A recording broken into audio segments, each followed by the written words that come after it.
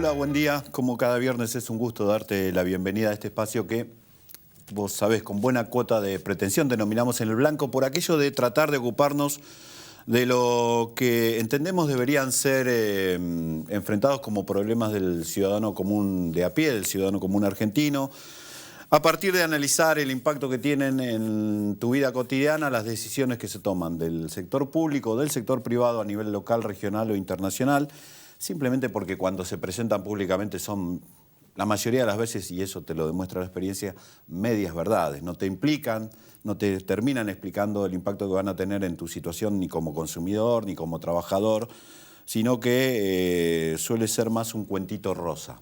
Hablando de cuentito rosa, en esta oportunidad nos vamos a centrar la mirada sobre el cambio en los precios relativos de los combustibles. Vos sabés que en realidad esto tiene que ver con todo lo que está pasando en la economía. Hay un cambio en los precios relativos. Durante muchos años el gobierno anterior decidió mantener la inflación reprimida. Empezó a tirar, la imagen que usamos fue tirar basura bajo la alfombra, y estos costos había que asumirlos. El problema está en cómo asumirlos o cómo enfrentar los problemas. La sorpresa fue general cuando el gobierno decidió dar un nuevo ajuste en los combustibles, en las naftas, por ejemplo, que lleva el aumento anual al 31%, mientras el presidente desde el atrio en todos los actos te dice que él es el primer luchador contra la inflación. Desconocer el impacto que tiene el aumento de los combustibles, de las naftas, de los combustibles líquidos, en una economía sesgada en lo logístico hacia el transporte terrestre, es para un ingeniero civil, y es poco creíble. O tenemos un problema de coordinación en la política económica, o realmente su primer objetivo no es bajar la inflación, porque si no, esta medida debió haberse postergado algunos meses, esperar que terminaran de negociarse las paritarias, es decir, tener un poco más de contenido estratégico y hasta, si se quiere, social. Dijimos lo mismo cuando subieron las tarifas, que en realidad no las subieron, las empezaron a sincerar.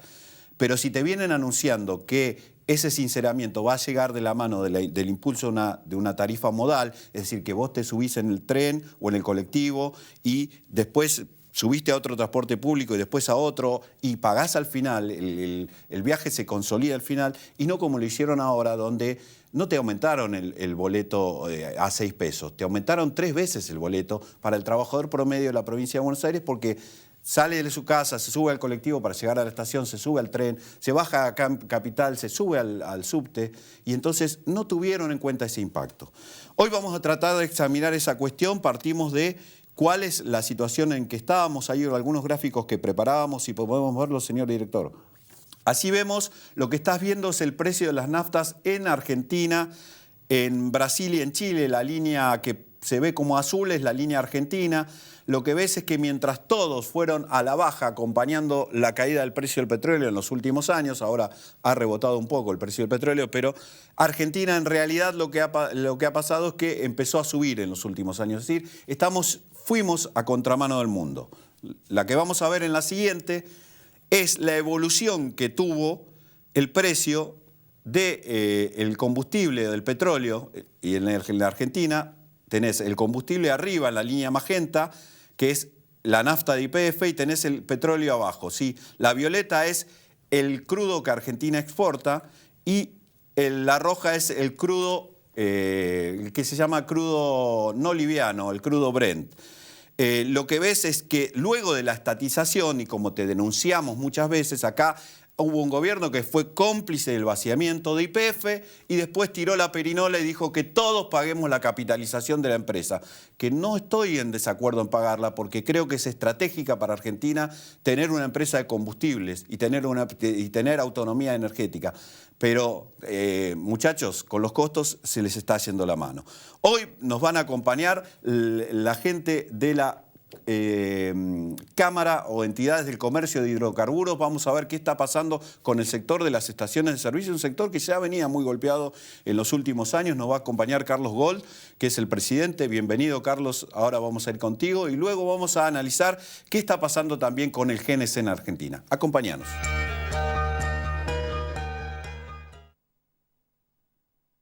Auspicia este programa Banco Provincia.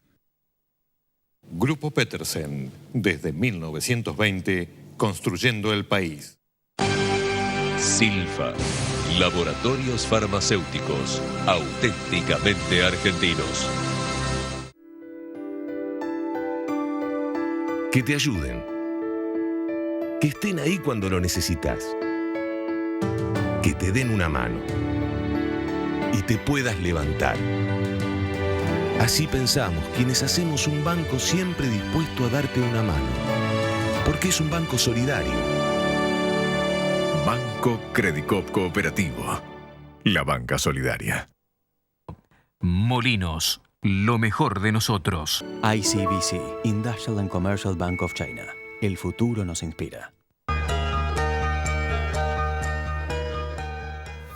Bienvenido, Carlos. Me hacías una acotación respecto al y hacela al aire, sí. Sí, antes que nada, buenos días, Javier, gracias por invitarme al programa. No, estaba viendo el cuadro que presentaste y muy interesante, pero... Es una acotación técnica muy válida la que haces, porque en realidad este es el que se llama crudo Brent, que es el del Mar del Norte, digamos, sí. Y nosotros nos referenciamos más con el que se llama el liviano, el WTI.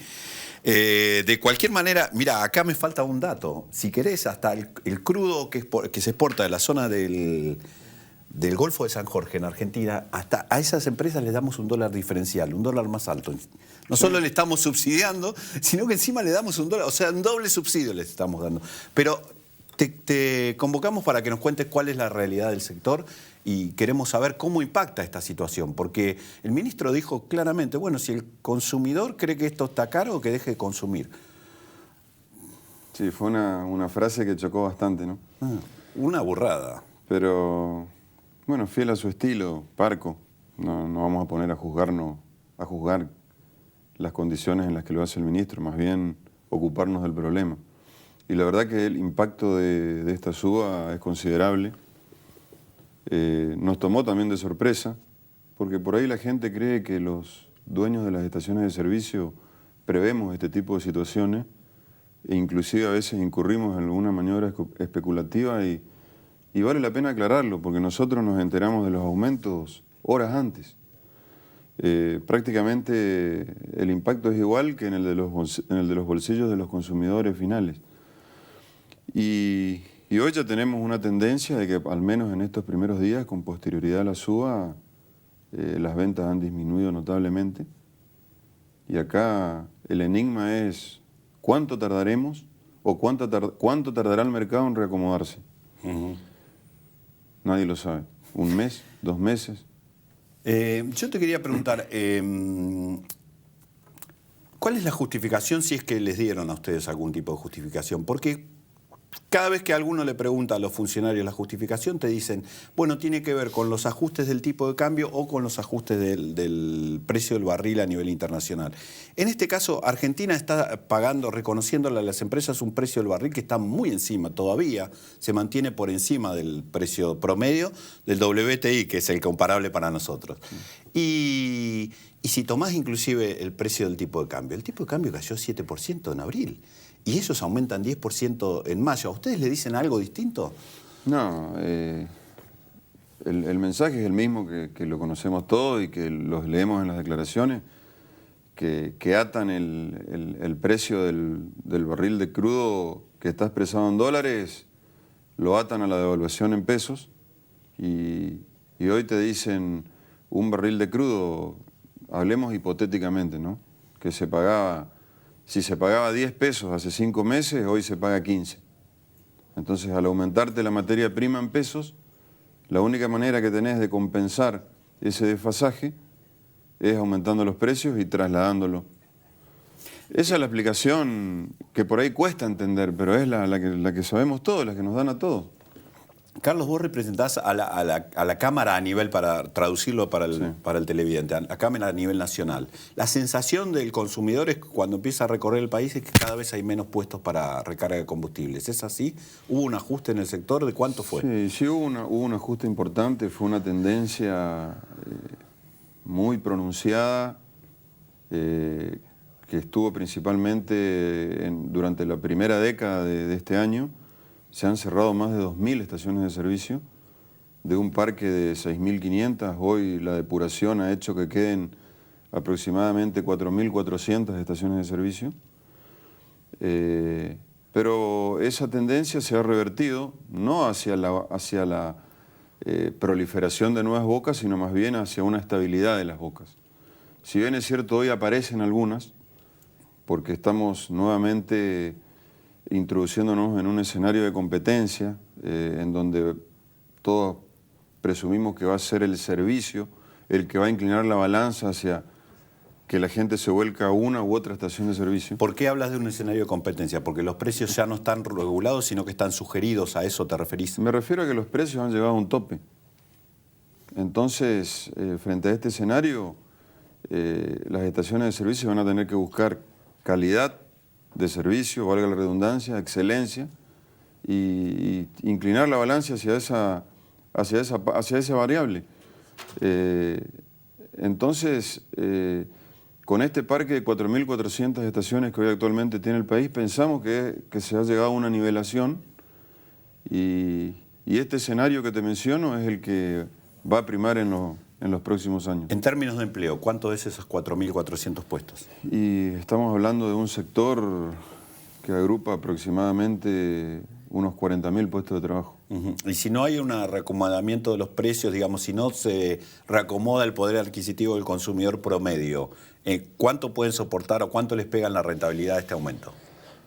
Porque no tenés un ajuste en el volumen que expedís. De hecho, el costo salarial ha sido nuestro principal insumo durante los últimos 10 años.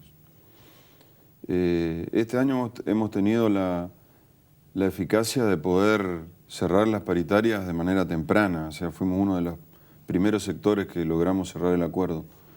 Yo no sería tan drástico en decir hoy que frente a esta situación peligren puestos de trabajo, que la variable de ajuste sea la masa salarial. Yo creo que tendremos que agudizar nuestro ingenio para ver cómo acomodamos la actividad dentro del contexto general económico y hablar de la masa salarial no me parece lo más apropiado. Tendremos que ver cómo nos acomodamos en el total de los insumos que conforman nuestra actividad. Coincido con eso, con lo que decís. Lo que estaba pidiendo precisamente es que hay medidas para que se acomode y acompañar lo que creo que era un ajuste inevitable. Carlos, ha sido un gusto contar contigo. A ustedes en el próximo bloque hablamos de qué pasa con la otra parte, con el GNC. Gracias, un gusto.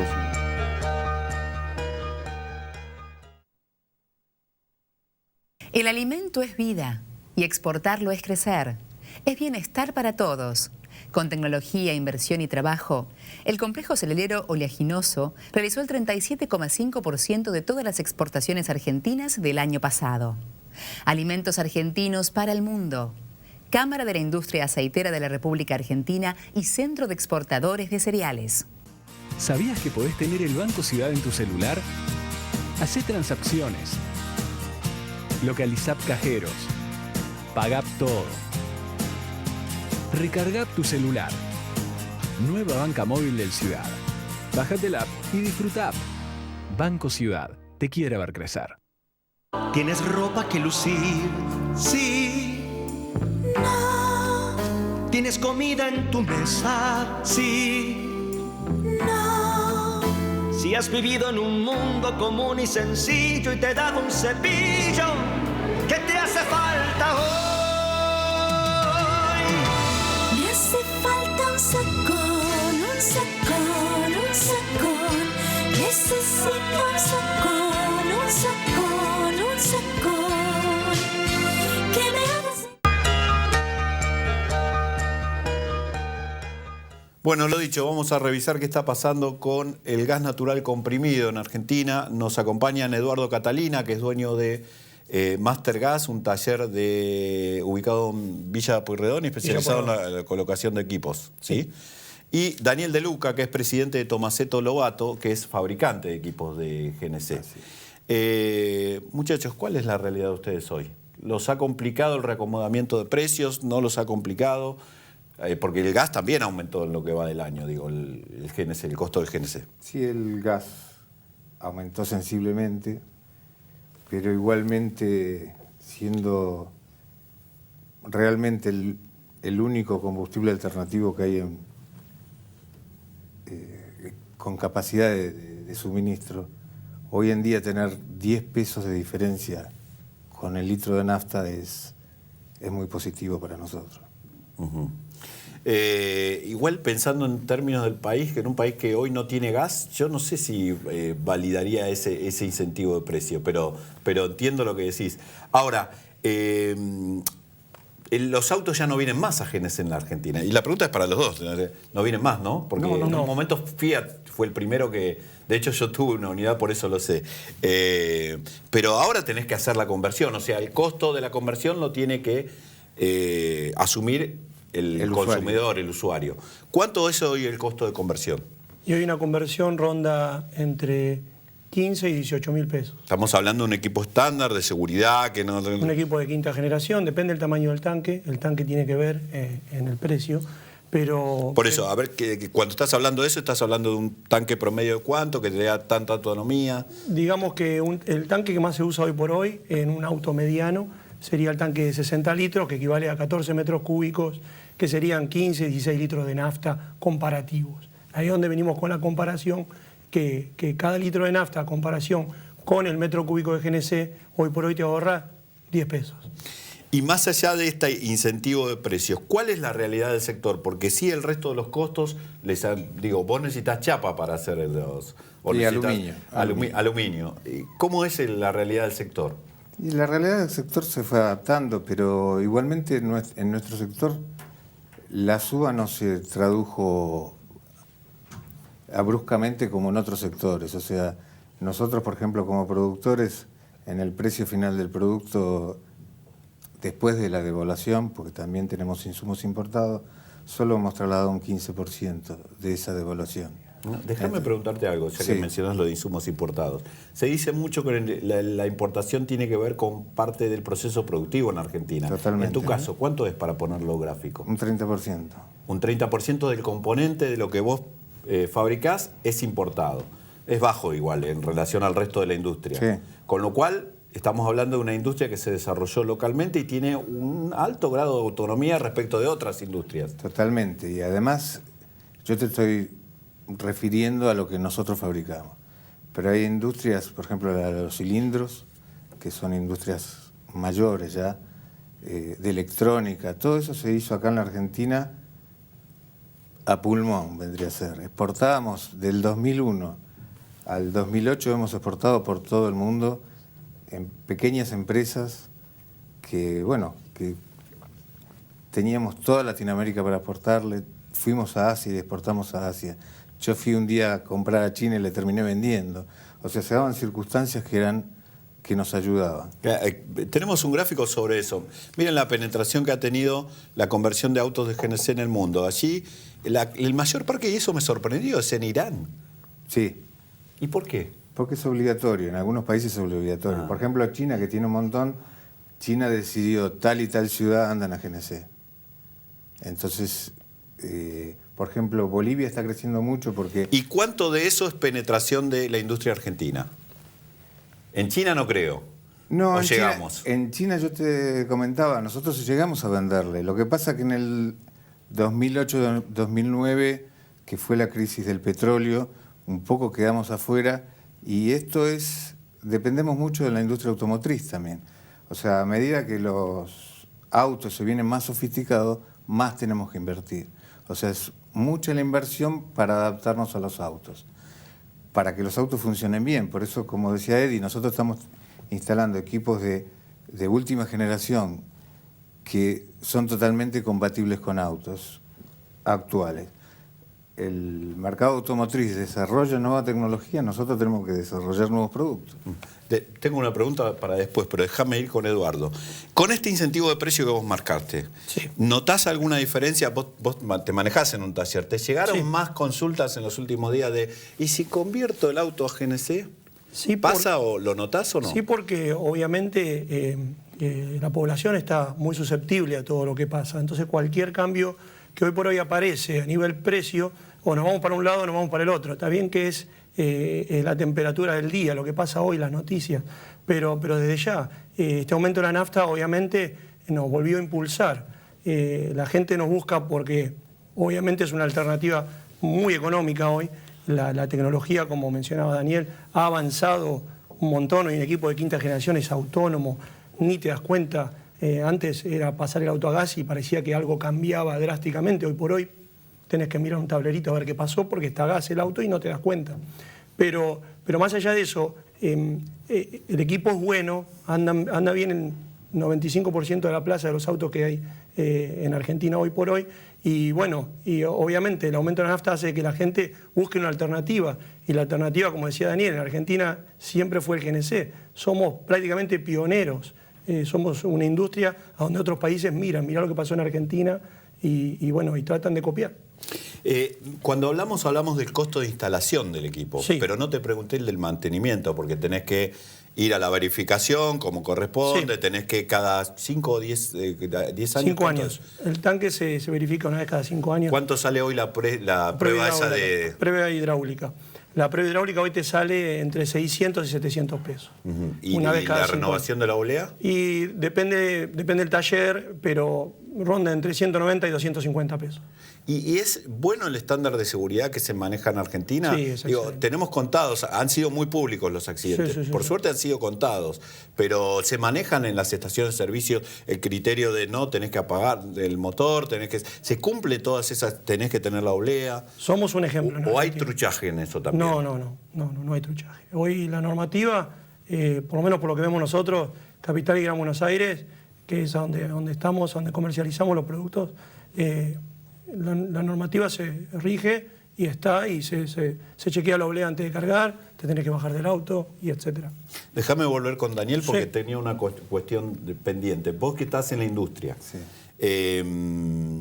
¿por qué perdimos esa oportunidad de producir autos en Argentina ya con equipos de GNC, ya convertibles de entrada, lo que nos hubiera dado una complementariedad entre la industria automotriz, que son en general capitales extranjeros, y la industria nacional? ¿Por qué aquel intento de Fiat se discontinuó? Yo, a nivel personal, o sea, lo que pienso es que el tema de tomar al GNC como el único combustible alternativo que había en ese momento, las automotrices no lo tomaron como una variable. Pero no lo tomaron acá y no lo tomaron en otras partes del mundo. Bueno, es como está pasando con la electricidad, ¿no es cierto? Vos estás hablando de un problema de lobby corporativo a nivel mundial, ¿es eso? ¿Te parece que tiene que ver con eso o no? No lo creo. Yo creo que pensaron que era un mercado pequeño de entrada para algún sector en particular y bueno, la realidad demostró. Igualmente yo te quería, sobre el gráfico que presentaste. Pero termina el concepto y después volvemos a ver. La realidad demostró qué cosa, a ver. Pero justamente... ¿Querés marcar algo sobre ese gráfico? Cuando yo empecé en esto, empecé en el año 2003. Y cuando yo empecé, había 2 millones de autos convertidos en el mundo. Y uno estaba en la Argentina. Y yo dije, bueno, si hay uno en la Argentina, el mundo está para nosotros. Porque somos lo que sabemos. Fíjate cómo creció y lo que va a crecer. ¿Quién lo había convertido en la Argentina? ¿Me dejás...? A uno refiriendo a 1 millón. A 1 millón. De 2 millones, 1 millón estaban acá. No. Uno como singularidad. Dije, bueno, ¿quién fue el pionero? No. Recordémoslo. 1 millón de autos se había convertido en Argentina. Y hoy estás hablando, vos querías ver estos números. Ahí tenés 8 millones, 11, casi 12, 14, 15, casi 20 millones. Y acá falta Estados Unidos también. Estados Unidos tiene 1.500 estaciones de servicio de gas. Honda saca autos, como tú dices, directamente de fábrica con gas desde la fábrica. En Estados Unidos. En Estados Unidos, fabricado en Estados Unidos. Y si ellos lo pueden hacer, ¿por qué Argentina no lo puede hacer? Lo que pasa Ayúdeme a ver por qué. Lo que pasa es que, por ejemplo, el mercado americano apunta en extremo a lo ecológico. Vos agarrás una ciudad, por ejemplo, en California, donde se fijan mucho en esos aspectos y el auto entra en ese criterio mucho más fácil, más allá del ahorro. Los californianos lo van a comprar porque es ecológico. Y bueno, y hoy por hoy en Argentina eso también es importante. El nuevo gobierno está muy enfocado en lo ecológico. Y bueno, en Estados Unidos venía por ese lado. Venía por el lado que era un combustible 70% más ecológico que la nafta. Y bueno, y por ahí estuvo el impacto. Y bueno, el mercado californiano es gigante y se autoabastece en ese sentido. Pero bueno, en Argentina no lo usamos porque es ecológico. Mi cliente no viene a decirme, quiero comprar el GNC porque es ecológico. Pero bueno, es un efecto secundario importantísimo. Muy importante. Lo que se ahorra en salud, la ciudad de Buenos Aires, por temas ecológicos, imagínate que todos los taxis serían gasoleros. O sea, el ahorro que hay y encima el futuro de la Argentina. Vos te referís al tema de la polución. Exactamente, el impacto de polución.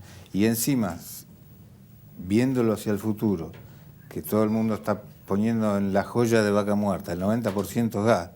O sea, el futuro del GNC sigue siendo muy promisorio. ¿Qué necesitaría hacer Argentina para aprovechar esa diferencia en la industria que sacó, para aprovechar precisamente este futuro promisorio del mercado mundial del gas? A nivel del automotor, ¿no es cierto? A los dos, ¿eh? No, si tuvieras que decir, bueno, tenemos que ir hacia políticas de alianza con las automotrices, el gobierno tendría que sentar una mesa de... Sí, el gobierno podría colaborar en el sentido de el ahorro de salud que produce lo podría reflejar en algún sentido bajando las patentes, o sea, dar algún incentivo para ayudar a la conversión. Lo que pasa es que tenés el problema estratégico que no tenés gas hoy en Argentina. De hecho, el gas lo estamos importando caro y mal de otros países, digamos. Está bien. Con lo cual no creo que en este momento pueda dar ese incentivo. No creo, pero es un problema de coyuntura. Nosotros venimos de una... Yo me refiero más al tema para generar divisas, porque este país necesita divisas. Y si queremos ganar mercado exterior, para generar trabajo en definitiva. Está bien, pero para generar divisas lo que se ha hecho es sincerar algunas variables económicas. Entonces esas variables económicas nos van a permitir nuevamente estar competitivos en el mundo. Porque como yo te comentaba, nosotros personalmente hemos viajado por todo el mundo, conquistado países inimaginables. Nosotros estábamos en Pakistán, en Bangladesh, en Malasia, Tailandia, China. O sea, ¿Hoy recuperaste competitividad porque tengo que cerrar? No todavía, pero tenemos que estar en camino de ello. Lo que pasa es que estos años que se perdieron, perdimos la posibilidad de inversión. Tenemos que volver a recompartirnos nosotros también. Ojalá. Eduardo, Daniel, ha sido un gusto contar con ustedes. A ustedes tenemos una cita para ocuparnos de tus problemas, que ya sabes son los nuestros, la semana que viene aquí por Metro.